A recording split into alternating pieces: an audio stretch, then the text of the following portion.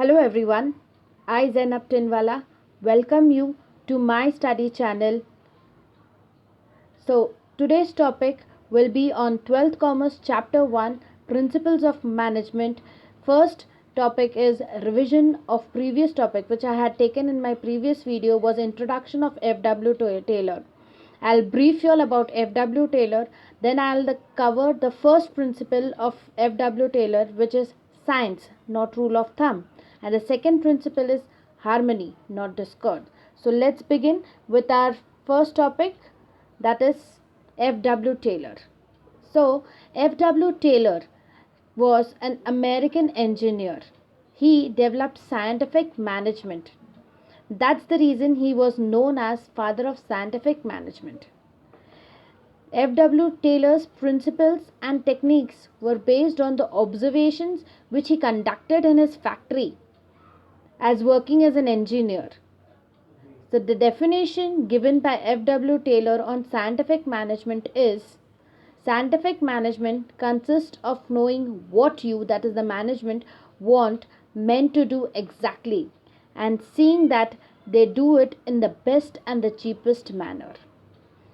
So here we see the first principle of F.W. Taylor, which is science, not rule of thumb.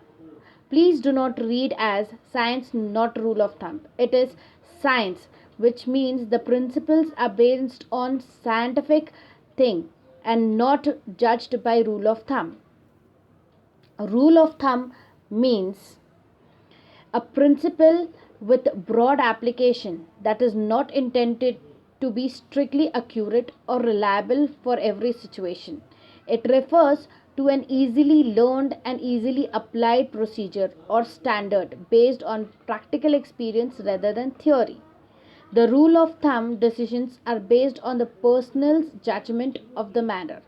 Example, like if in a class there are 50 students and a teacher gives a 10 marks answer which is to be solved. So an average student will take 15 minutes to solve, a clever student might take 10 minutes, and a dumb student might take half an hour to solve the problem. So according to the rule of thumb, the teacher just gives a limited time of 20 minutes to solve the problem. So this is rule of thumb, that is based on personal judgment and not based on scientific terms and conditions. The teacher has not found out the exact time which will be required by the student to complete that assignment. So here F.W. Taylor says that whatever work is to be done, it has to have some scientific reason and scientific uh, principles should be applied while putting a theory and it should not be judged. So it says scientific investigation should be used for taking managerial decisions instead of basing decisions. So in an organization also, when any decisions are being taken, they have to find out, observe, think over it and then make the decisions, and it should not be on the judgment of anyone. So we'll see the explanation. Science, not a rule of thumb. This principle requires development and application of scientific methods. Taylor advocated that the traditional rule of thumb method should be replaced with scientific methods. So, what are the scientific methods which should be followed? They are to determine the standard time required to do a job. Like if you are writing an answer, a paragraph writing which is of 10 marks, so usually for 10 marks answer you require half an hour to write. Okay, so that should be calculated.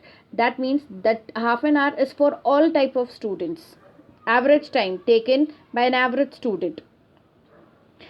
Then to determine a fair day's work for the workers, like if an assignment is given of 25 marks, that should be completed in a one day, so it will be applied to all the students, let it be clever, dumb or an average students. This is the fair day's work allotted to the workers.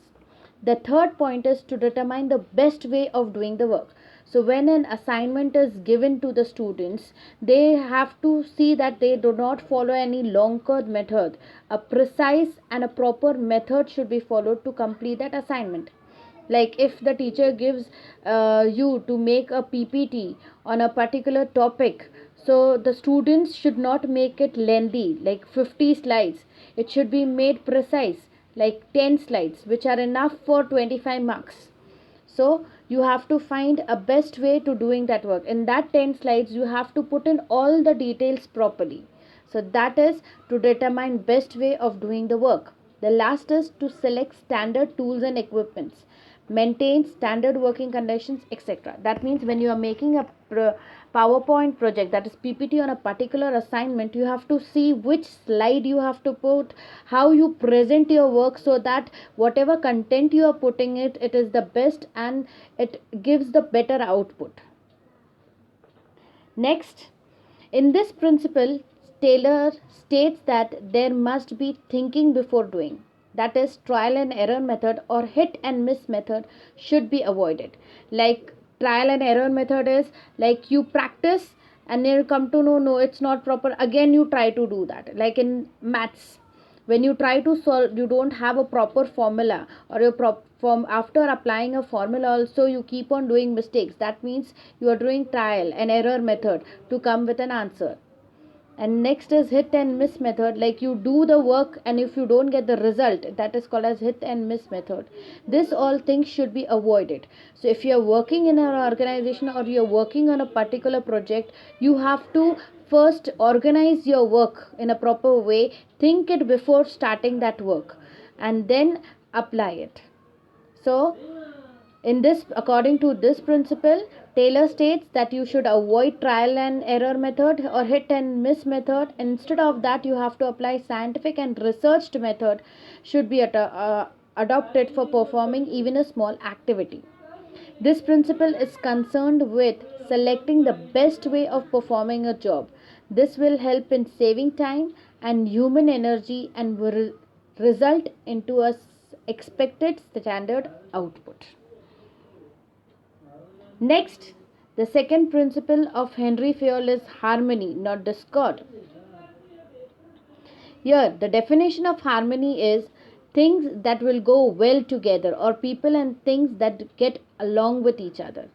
So, when you see in an organization, there is a manager, the organizer, and the worker. So, the manager acts as a link between the organizer and the workers. So, there has to be a good coordination between the manager and the organization, and the manager and the workers. But usually, what happens that in an organization the workers always feel that they are overburdened and are underpaid, and the management feels that the workers are not good for anything and they are paid unnecessarily. So there is a conflict between the workers and the management, and there is a little attitude among the management. They are superior and the workers are inferior. So this thing has to be avoided, and there should be harmony in the organization and not discord. Discord means there should not be any disagreement between the people working in an organization.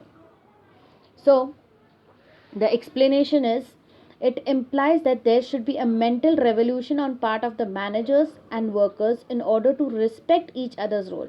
That means there has to be a good coordination between the managers and the workers. They should leave their egos behind and work together so that they can achieve the goal of the organization. And if they respect each other's work, they will move ahead, if and it will be better for the organization and the goodwill.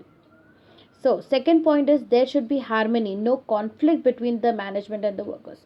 If you see, if there is an ego or the approachable attitude of the manager is not there, then there will always be a conflict between the managers and workers. The workers won't agree to work with the manager, or the manager will just keep on ordering the workers and the workers won't follow his orders. Or else if the manager has more ego in him, then he won't listen to his workers, and there again will be a conflict. So this says that there should be a good coordination between the management and the workers, so it will minimize the conflicts between them. And if there is a perfect understanding between the employees and the management, this will be helpful in creating healthy environment in the organization, and the organization will be able to achieve their desired goal. So From these two principles, we can conclude that according to the principle of science, not rule of thumb, it says that the use and applications of scientific methods and techniques in performing the activities, whether it is a small activity or a big activity, whichever activities they are performing in an organization, they have to use scientific method and techniques. And then, according to the principle of harmony, not discord, it says that a group harmony which can be achieved through satisfying the needs of the group members. So when the entire groups works as a team, and the whatever wants of the workers are satisfied, the manager cooperates with the workers, then only the goal will be achieved and it will be good for the organization. Thank you. See you soon in the next video. Till then, goodbye. Take care.